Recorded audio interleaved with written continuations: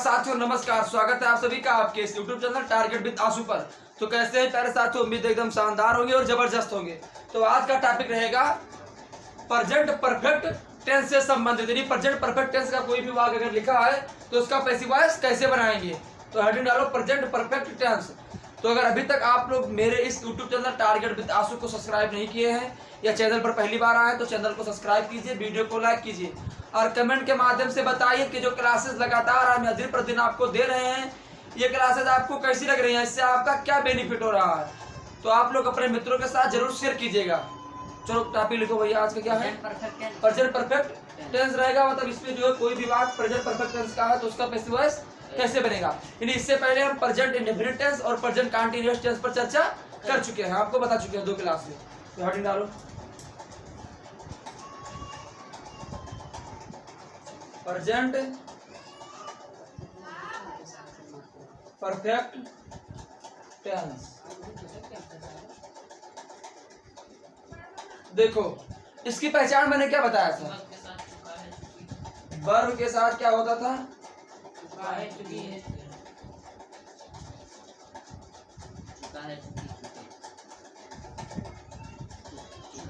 चुकी है, चुके हैं। उसके बाद या है, ये पिया पिया आज शब्द आ जाते हैं। तो वहां हमारा प्रेजेंट परफेक्ट टेंस हो जाता था। इसमें क्या होता था, एक वचन के साथ कि जब हमारा सब्जेक्ट सिंगुलर हो तो क्या करते थे, हैज प्लस वर्ब की थर्ड फॉर्म लगाते थे, उसके बाद ऑब्जेक्ट, उसके बाद आप अदर वर्ड। क्यों ये करते थे ना। अगर आपका सब्जेक्ट प्लूरल था तब आप क्या करते थे, हैव का प्रयोग करते थे प्लस वर्ब की थर्ड फॉर्म लगाते थे, उसके बाद सेम चीज लिखते थे। तो बस वही चीज यहाँ भी कि सबसे पहले सब्जेक्ट का क्वेश्चन है तो हैज, सब्जेक्ट को वचन है तो हैव, तो वर्ब की थर्ड फॉर्म लगाते हैं। अब देखेंगे हम किसका पैसिव वॉइस कैसे बनाएंगे। समझ गए थे, सब पुरानी बात है जो टेंस में आपको बता चुके हैं, ठीक है। सिर्फ यहाँ कहते तो ओरली तरीके से आपको रिपीट कराने के लिए बता रहे हैं कि आपका माइंड सेट हो जाए कि प्रेजेंट परफेक्ट टेंस में वर्ब प्लस हैज आता है, ठीक है, हैज प्लस वर्ब की थर्ड फॉर्म आती है। यानी एक माइंड आपका सेट हो जाए, टेबल बन जाए कि आपको इस टेंस में ये चीज आपको ढूंढना कि ये चीज मिल जाए तो ये टेंस होगा। मेरा मकसद ये है कि आप पता नहीं भूल गए हो या याद हो लेकिन नाम ना आता हो, तो इस चीज को रिपीट करने के लिए बता दिए कि प्रेजेंट परफेक्ट टेंस में हैज या हैव तथा वर्ब की थर्ड फॉर्म लगता है। अब आपको याद रखना है तो हटा रहे हैं इसको। अब इससे फायदा से वो नए हैं तो लिख भी ये किसमें पहचान ये है, इसीलिए हम इसकी हिंदी भी लिखवाते साथ में एक्टिव पैसिव दोनों की, कि ताकि इसके माध्यम से आसानी से हो जाए। अब लिखो इसमें पैसिव वॉइस में क्या बनाते हैं, तो लिखो इसमें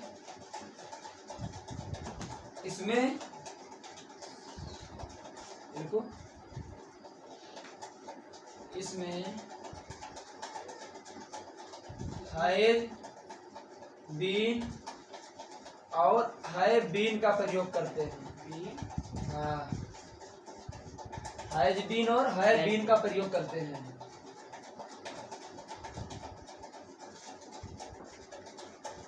यानी प्रेजेंट परफेक्ट टेंस के वाक्यों का पैसिव वॉइस बनाते समय उसमें हम हैज बीन या हैव बीन का प्रयोग करते हैं तथा क्रिया की तीसरी अवस्था लगाते हैं।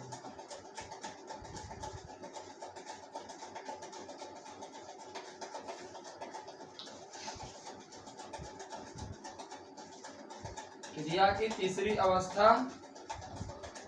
लगाते हैं। सबसे मजे की बात तो ये है इसमें कि वर्ब के थर्ड फॉर्म आपके एक्टिव में भी रहेगा और वही पैसिव में रहेगा। तो यहाँ आपको एक चीज से छुट्टी कि टेंस की फॉर्म नहीं देखना है आपको, मतलब वर्ब की फॉर्म नहीं देखना है।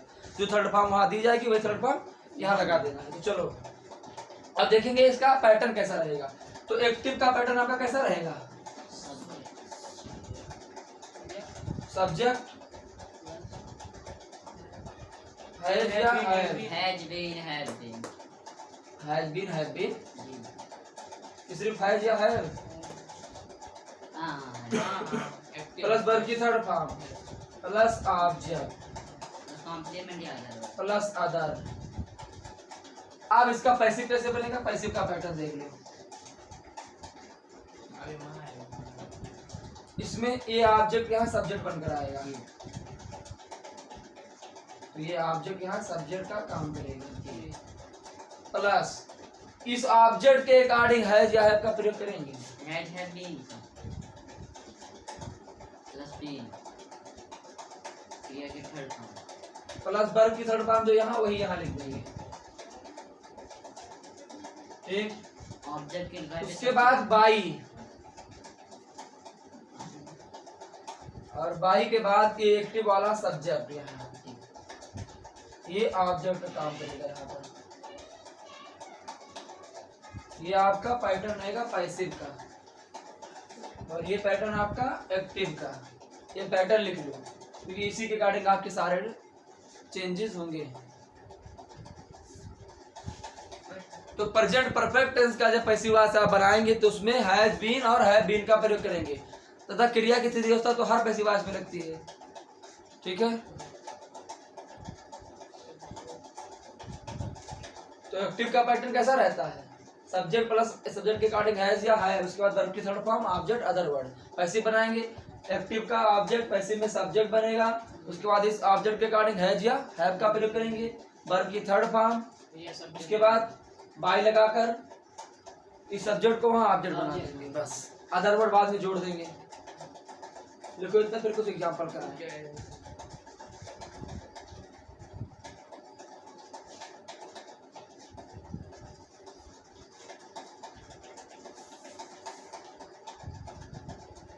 हटाए,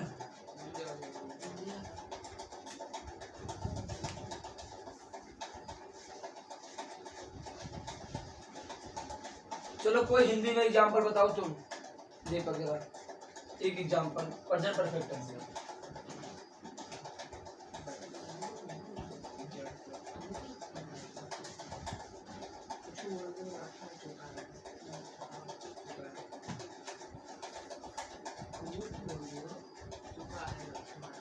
बैठो, वाह कर्म वाला वाक बोला है, ट्रेन को ट्रांसटिव वर्ब बोल रहा है। वह एक पत्र लिख चुकी है। वह एक पत्र लिख चुकी है, या उसने एक पत्र लिख चुकी, मतलब इसमें स्त्रीलिंग है। चाहे इसका उसने एक पत्र लिख चुका है, चाहे वह एक पत्र लिख चुका है, दोनों का मतलब लिखे होगा। तो देखो इसका एक्टिवली ट्रांसलेट कैसे करेंगे, बताओ दीपक। सी बोलो, हैज रिटर्न ए लेटर। अब इसका पैसे बनाएंगे, देखो इधर पैसे, ये लेटर आपका ऑब्जेक्ट है। यहाँ क्या लिख रही है? एक पत्र, तो एक पत्र ऑब्जेक्ट, तो ए लेटर इधर आ जाएगा। अब देखो बात ये आई कि ऑब्जेक्ट की पहचान कैसे करोगे ना, इसमें दिक्कत होती है तुमको। इससे पूछो वह एक पत्र लिख चुकी है, अब इससे पूछो क्या लिख चुकी है? पत्र। तो अगर क्या का जवाब मिले वही आपका ऑब्जेक्ट होगा, क्या का जवाब मिल जाएगा जो वही आपका ऑब्जेक्ट होगा। अब अगर क्या का जवाब ना मिले तो किसको पूछो, किसको, तो किसको का जवाब मिल जाए तो वो आपका ऑब्जेक्ट होगा। तो यहाँ पर वह एक पत्र लिख चुकी है, तो क्या लिख चुकी है? एक पत्र, तो एक पत्र ही आपका ऑब्जेक्ट हो जाएगा, तो यहाँ सब्जेक्ट बनेगा। तो ये letter has been write root written, यहाँ भी रिटन बाई। अब यहाँ सी है तो सी का ऑब्जेक्टिव केस हर।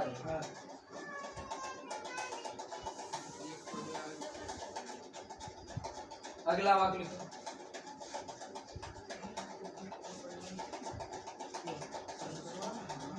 क्या कह रहे हो?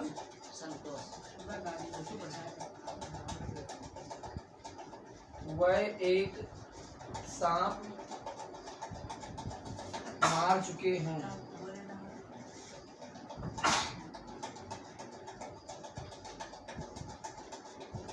वह एक सांप मार चुके हैं, या उसने एक सांप मार दिया है, ऐसे लिख सकते हो आप। अगर उसने लिखोगे तो ही लगाओगे, वही लिखोगे तो दे लगाओगे। अब देखो इसका एक्टिव बनाओ, पहले ट्रांसलेट करो। कैसे करेंगे देखो इधर, वे का दे, बहुवचन है तो है, मारना का किल, तो किल का थर्ड फॉर्म किल्ड, ये स्नेक, सांप। तो दे हैव किल्ड ये स्नेक, यानी वह एक सांप मार चुके हैं। अब इसका हमें पैसे बनाना है, क्या मार चुके हैं, एक सांप, वो क्या है ऑब्जेक्ट, वो एक राजा को मार चुके हैं। तो ये snake has been killed by snake by them, दे का them. देम, बस इसी के बाद को लिखवा दे रहे हैं। अब यहाँ ये स्नेक के अकॉर्डिंग लगेगा ना, और ये स्नेक ने एक सांप को मार चुके हैं, तो ये snake has been killed by them. यहाँ दे के अकॉर्डिंग है लगाते हैं, यहाँ स्नेक के अकॉर्डिंग लगेगा जी। चलो इसके बाद वो लिखाएंगे। अब इसका मतलब हिंदी में क्या होगा कि एक सांप उनके द्वारा या उसके द्वारा मारा गया, मार दिया गया है, मारा गया, या मारा चुका गया है, मारा चुका है, मारा गया है ना, वही गया है और चुका है, मतलब दोनों एक ही हो गए। चाहे गया है या चाहे चुका है तो अर्थ एक ही निकलेगा ना, टेंस एक ही आएगा वो। अब टेंस से जान के मान लो अभी आप पढ़ रहे हैं यहाँ, तो आपका माइंड सेट है प्रेजेंट परफेक्ट टेंस पर। अब यही ये भी चीज मिल जाए आपको, ये वाला वाक्य they have killed his snake. अब आपको यहाँ पहचानना टेंस, तो थोड़ा आपको समय लग सकता है अगर आपको टेंस का नॉलेज नहीं है। कैसे पकड़ पाओगे कि यहाँ हैव लगा है, कौन सा टेंस होगा, कैसे होगा। अभी चीज आप यहाँ से पढ़ रहे हैं तो यहाँ जानते हैं कि इस टेंस के अलावा कोई अलग हो नहीं सकता। अभी कह देते हैं, अभी गलत कर दो अगला टेंस। अभी दे रहे हैं, पहले तो ये बताएंगे आज हम कि सी के साथ सी का ऑब्जेक्टिव केस क्या होता है, ही का क्या होता है, इट का, दे का, ये सब लिख लो पहले एक बार, क्योंकि बार बार से पूछ तो दिक्कत होती है।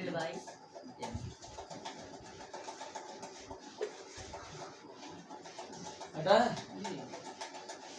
देखो अगर ही लिखा है सब्जेक्ट में, सब्जेक्टिव केस, तो इसका ऑब्जेक्टिव केस होता है ऑब्जेक्टिव केस, और ये सब्जेक्टिव केस। इसका नाम कहीं कहीं नॉमिनेटिव, मतलब नॉमिनेटिव केस भी मिलता है, नॉमिनेटिव केस। ये केस हम जब बताएंगे आप लोगों को बीच में, जानते हो कब, जब आपको नारेशन पढ़ाएंगे तो पहले केस का एक चार्ट बनवाएंगे, तो वहाँ सब्जेक्टिव केस, ऑब्जेक्टिव केस और पॉसेसिव केस, तीनों केस का कितना काम है। अभी आपसे कितना जानना, आपसे काम की चीजें होता जा रहा होंगे, ठीक है। वैसे आप केस पढ़े होंगे जब आप नाम पढ़े होंगे तो, लेकिन हम जब जनरल बहुत सारी नारेशन पढ़ाएंगे तो वहाँ पर केस का एक चार्ट बनवा देंगे, उस चार्ट के अकॉर्डिंग याद कर लेंगे। तो देखो नॉमिनेटिव सब्जेक्टिव केस बोलते हैं कर्ता कारक, कर्ता केस मींस कारक, और इसे ऑब्जेक्टिव केस यानी कर्म कारक।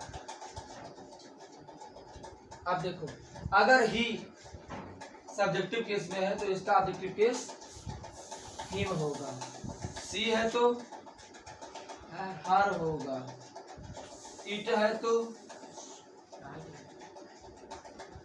इट होगा, ठीक है। हाँ अब देखो ये कौन सा पर्सन है हमारा, ये थर्ड पर्सन है। हाँ फर्स्ट पर्सन यू, तुमको बता रहा सेकंड पर्सन ही होता है, ये सिंगुलर है, उसके साथ साथ ये सिंगुलर भी है। अब थर्ड पर्सन में ही प्लूरल आता है, एक प्लूरल है वो है दे, तो दे का होगा देम। अब ये थर्ड पर्सन खत्म, ठीक। अब आएगा सेकंड पर्सन, सेकंड पर्सन क्या है, यू, तो यू का यू ही होगा, ये क्या है सेकंड पर्सन। उसके बाद आएगा फर्स्ट पर्सन। हाँ फर्स्ट पर्सन में सिंगुलर नंबर क्या है, ये देखो सिंगुलर है आई, तो आई का होगा मी। उसके बाद प्लूरल है बी, बी का होगा आवर, नहीं अस क्या होगा, आवर होगा, बी का मतलब हम इट का इट है आस। गुरु जी। हाँ ये होगा ये होगा। तो आई का मी, बी का अस, ये फर्स्ट पर्सन है। फर्स्ट पर्सन का प्रोनाउन कौन कौन होता है? आई और we first person, you second person, he she it और दे थर्ड पर्सन होता है। वहाँ एक टॉपिक पढ़ोगे चेंज इनटू पर्सन, तब वहाँ ये बहुत चेंज करना पड़ेगा पर्सन में, ठीक है। अभी याद कर लो कि अगर ही है सब्जेक्ट में तो उसका ऑब्जेक्टिव केस हिम होगा, अगर सी है तो हर होगा, इट है तो इट होगा, दे है तो देम होगा, यू है तो यू ही होगा, आई है तो मी होगा, बी है तो अस होगा। तो याद कर लो भी बस, और ऐसे चाहो तो लिख लो बना के। बाकी इस पर भी हम अच्छे से समझाएंगे आपको जब आपको पढ़ाएंगे narration, direct and indirect speech. तब वहाँ एक टॉपिक लिखोगे खुद, चेंज इनटू पर्सन, वहाँ खूब एक चीज चेंज करना पड़ेगा, बिना इसके वो नरेशन ही नहीं बनेगा। और यही आप गलत किए, आई का मी के जगह पर हिम के जगह पर हिज कर दिए, वही आपका वाक्य पूरा गलत हो जाएगा। 2 नंबर गया समझ, लिखो जल्दी से, बन रहा है। तो याद करना कि यू का यू होता है, आई का मी, बी का अस, दे का देम, इट का इट, सी का हर, ही का हिम। हटाएं? रुक जा सामने।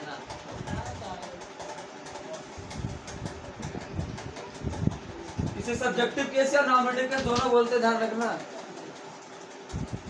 और इसे ऑब्जेक्टिव केस, ऑब्जेक्टिव में कार नहीं, कर्म कारक, कर्ता कारक।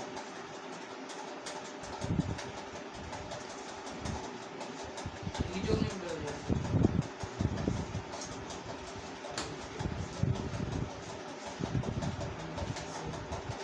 लिखिए,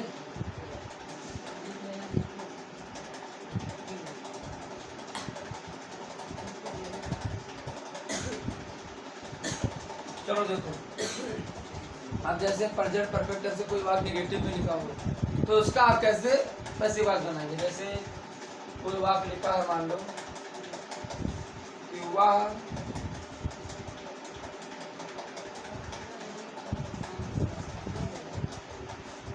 चाय नहीं पका, वह चाय नहीं पका चुकी है।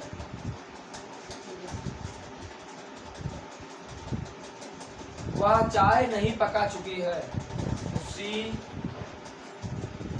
Has not prepared T. ये हुआ आपका एक्टिव। अब इसका पैसे बनाएंगे तो टी पकाना तो उसी has not been prepared by her. चाय उसके द्वारा नहीं पकाई जा सकती गई है। उसके द्वारा चाय नहीं पकाई गई है। जल्दी लिखो।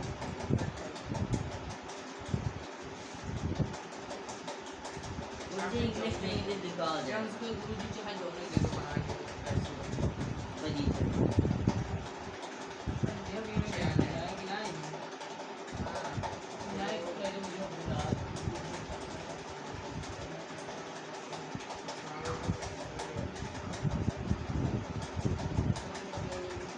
जैसे वाक्य लिखा है, उसने पुस्तक नहीं बेची है, या उसने पुस्तकें नहीं बेची है।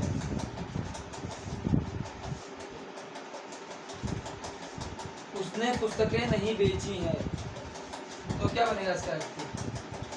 He has not sold the books। लिखे, he has not sold the books। अब देखो क्या नहीं बेची है, पुस्तकें, तो द बुक्स क्या हो जाएगा? सब्जेक्ट। ये ऑब्जेक्ट, उसको सब्जेक्ट बनाएंगे, तो क्या आएगा? सब्जेक्ट। The books. अब बताओ हैज लगेगा, हैव लगेगा? The books have not been sold by him। ये पुस्तकें उसके द्वारा नहीं बेची गई हैं। ये उसने पुस्तकें नहीं बेची है तो उसके द्वारा पुस्तकें नहीं बेची गई है। अगर आपको कोई वाक्य ऐसे बनाने दे दे कि किताबें या पुस्तकें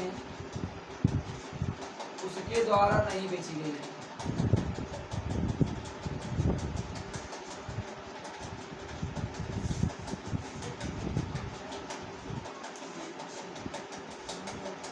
देखो इधर, अब ये वाक्य आपको मिल जाए कि किताबें उसके द्वारा नहीं बेची गई हैं, तो इसका आपको अनुवाद कैसे करना है?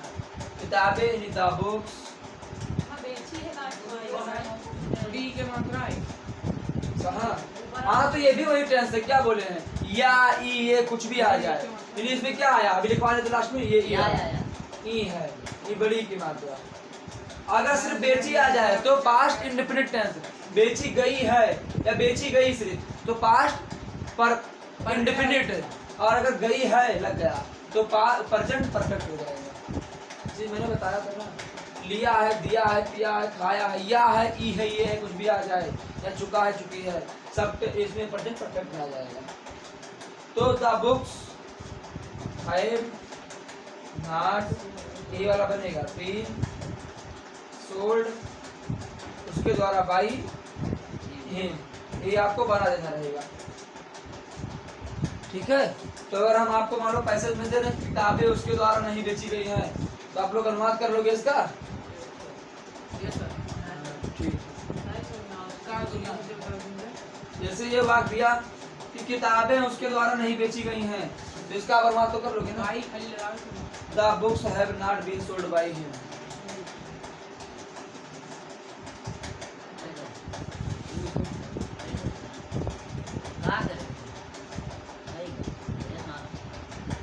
अब लिखो इंट्रोगेटिव सेंटेंस का कुछ विचार करो, दो चार example.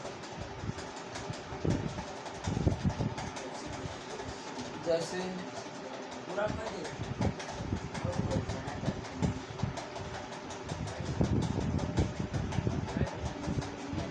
Has he completed his work? इसकी हिंदी क्या होगी? इसकी हिंदी बता दो कोई। कार्य या उसने अपना कार्य पूरा कर चुका कर लिया है।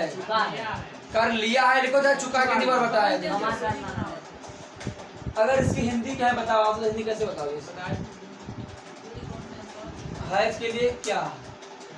ही मतलब उसने, या वह, कंप्लीटेड मतलब पूरा, ये मतलब अपना, कार्य मतलब वर्क मतलब कार्य, और हैज बीन लगा है तो चुका है या लिया है।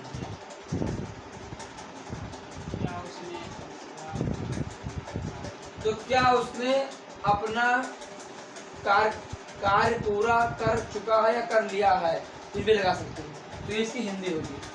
ठीक है, अब इसका पैसे हम कैसे बनाएंगे? तो देखो अलग समझो एक पूरी बात नहीं, क्या कहना चाहते हैं। जैसे अब ये वाक्य क्या लिखा है, पूरा वाक्य क्या लिखा है, इसका हिंदी में क्या होगा कि क्या उसने अपना कार्य पूरा कर लिया है। ठीक है, समझे? अब देखो समझो पूरी बात। अब इसका जब पैसे बनाएंगे तो पैसे क्या भाव देगा, ये समझो। पैसे जो भाव देगा वो देगा क्या, उसका क्या कार्य उसके द्वारा किया गया पूरा किया गया है।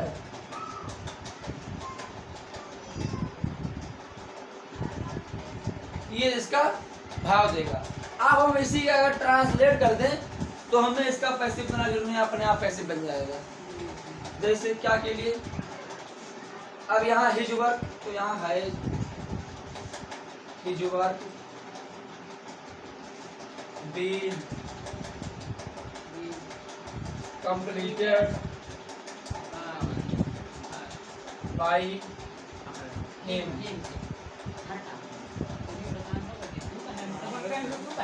या उसके द्वारा अपना कार्य है।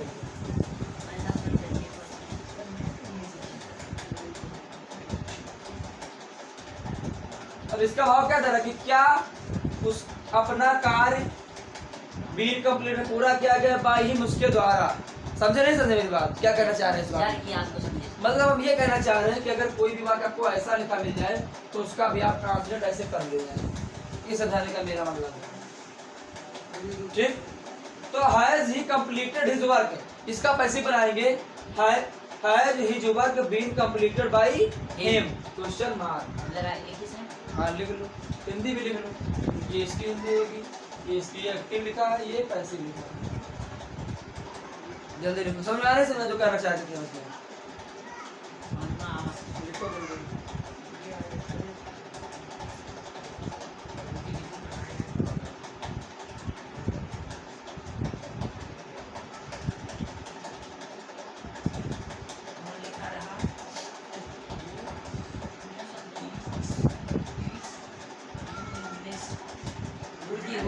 in English बताइए। You English। मुझे क्या बताइए?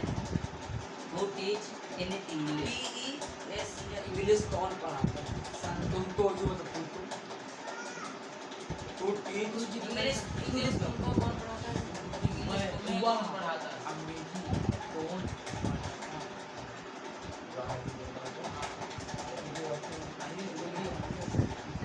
कौन आया? इसे लिखो फिर बता रुको मैं इंग्लिश का बना रहा हूँ। अरे बता रहा हूँ। इंग्लिश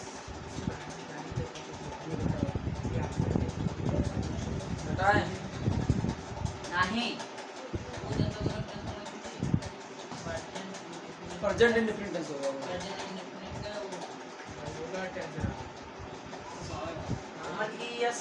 इंट्रोगेटिव का प्रयोग हाँ उसको डू नहीं होगा।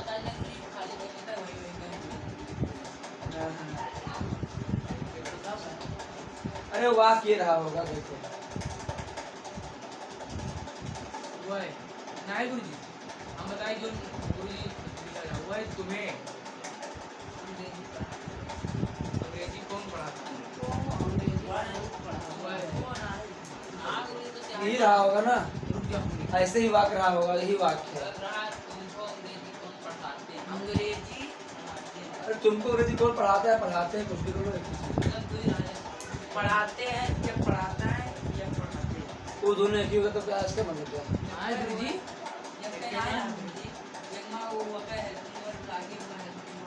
टीच रही तुमको अंग्रेजी कौन पढ़ाता है? ये रहा होगा, मुझे फिर से कैसे पढ़ाएंगे?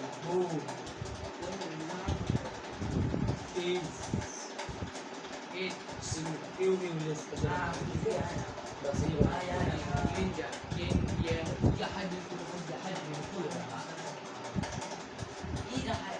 नहीं ये कोई वाक्य नहीं, ये वाक्य नहीं लिखित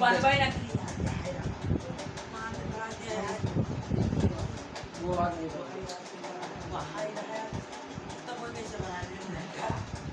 यही था, वो नहीं तो वाक्य नहीं बेटा तो तुम दे रहे हो।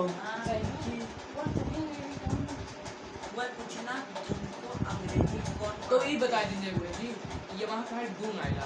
इसमें बताएंगे अभी ये सब है, वो वाक्य नहीं बेटा तुम तो दे रहे हो।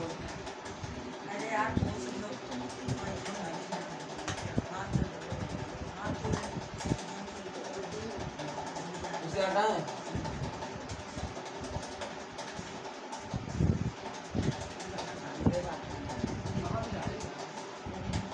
ये बनाए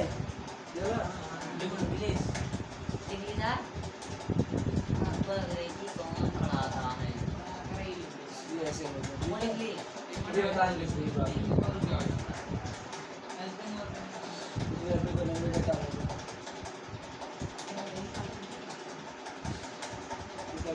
अगर तुम आज दे रहे हो वो वाक्य नहीं है तो उसको देंगे।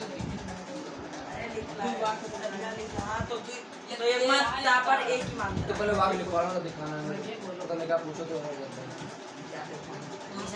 लिख ली गुरुजी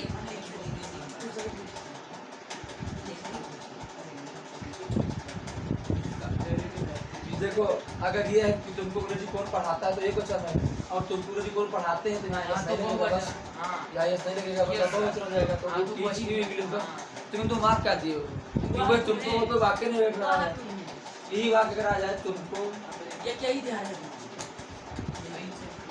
बोलना है अंग्रेजी कौन पढ़ाते हैं, हाँ एक ही रहा तो इसका बनाएंगे हु टीच यू इंग्लिश बस। तो तुमको अंग्रेजी कौन पढ़ाता है, तुमको अंग्रेजी कौन पढ़ाते हैं बस, ठीक है। अब ये जो तुम दे रहे हो कि वह तुमको अंग्रेजी कौन पढ़ाते हैं, कोई अर्थ ही नहीं निकल रहा उसका, वह तुमको अंग्रेजी कौन पढ़ाते हैं इसका क्या मतलब, ठीक है इससे हमें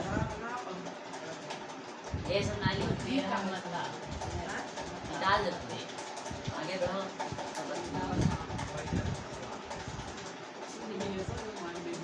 हुआ कब दे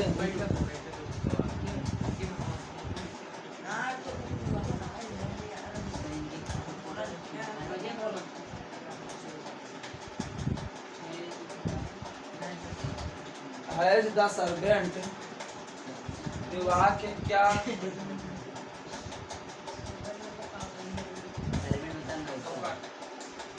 क्या उसने नौकर को पीटा है,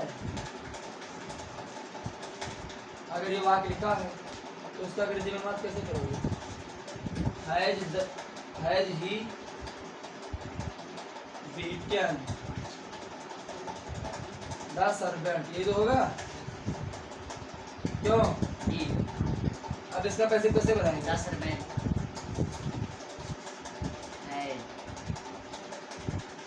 गुरुजी पहले है जी लगा जाए हाँ इंट्रोगेटिव है, जी तो हैज द सर्वेंट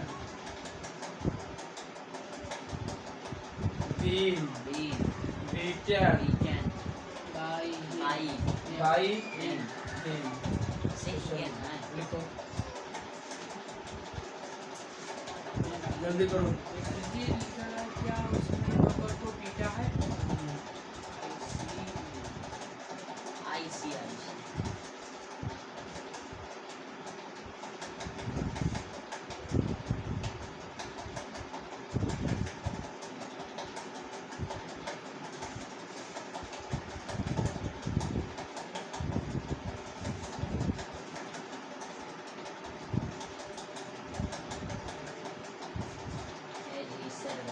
अब जैसे वाक्य लिखा है एक्टिव में आपको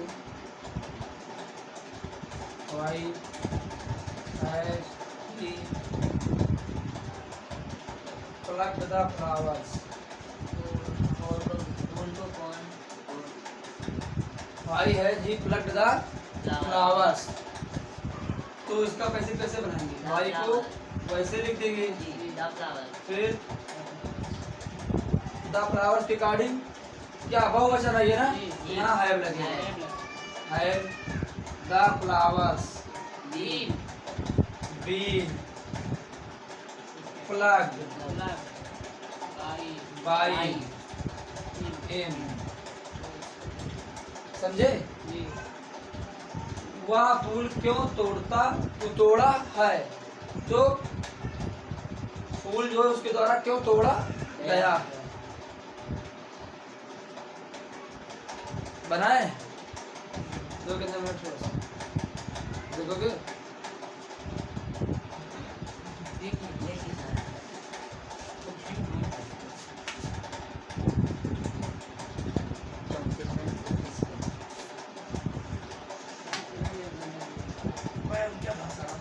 क्या हुआ, देखो ये हुआ प्रेजेंट परफेक्ट टेंस, यानी इसमें ऐसे भी वाक्य आपको मिलेंगे, जैसे ये वाक्य लिखा है why has he plucked the flowers, अब इसका आपको कैसे बनाना है, तो व्हाई ऐसे लिखेंगे, flowers regarding have, the flower subject हुआ बीन प्लग्ड बाई, इस सब्जेक्ट को यहाँ ऑब्जेक्ट हिम हो जाएगा, ठीक है।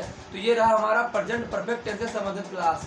अब प्रेजेंट परफेक्ट कंटीन्यूअस टेंस का पैसिव वॉइस बनता नहीं। क्यों नहीं बनता है देखो इधर, क्योंकि प्रेजेंट परफेक्ट टेंस की ही हेल्पिंग वर्ब क्या होती है, हैज बीन और बीन होता नहीं उसमें। प्रेजेंट परफेक्ट टेंस में क्या लगता है, हैज बीन और हैव बीन। तो वही हेल्पिंग वर्ब उठकर इस टेंस में आ जाती है। तो इसीलिए जो यहाँ पर प्रेजेंट परफेक्ट कंटीन्यूअस टेंस का पैसिव वॉइस नहीं बनता। ये चारों का परफेक्ट कंटीन्यूअस टेंस नहीं बनेगा, सिर्फ तीन का बनेगा और एक का नहीं बनेगा। तो ऐसे मदद से लेंगे तो ये प्रेजेंट टेंस खत्म है। अब कल हम करेंगे पास्ट इंडिफरेंट टेंस का पैसिव वॉइस कैसे बनता है, उसके कुछ साधारण से नियम और नियम के बाद कुछ एग्जाम्पल के बाद उस क्लास को खत्म करेंगे। यानी 8 टेंस का पैसिव वॉइस बनता है। तो 8 दिन इसमें, एक दिन इंपरेटिव सेंटेंस, एक दिन मॉडल, 10 दिन में, जिसमें 2 दिन की क्लास आपकी हो चुकी है 3 दिन की। तो मुझे उम्मीद है ये सारी क्लासेस आपके समझ में अच्छे से आई होगी। मिलते हैं नेक्स्ट क्लास में कुछ नया लेकर।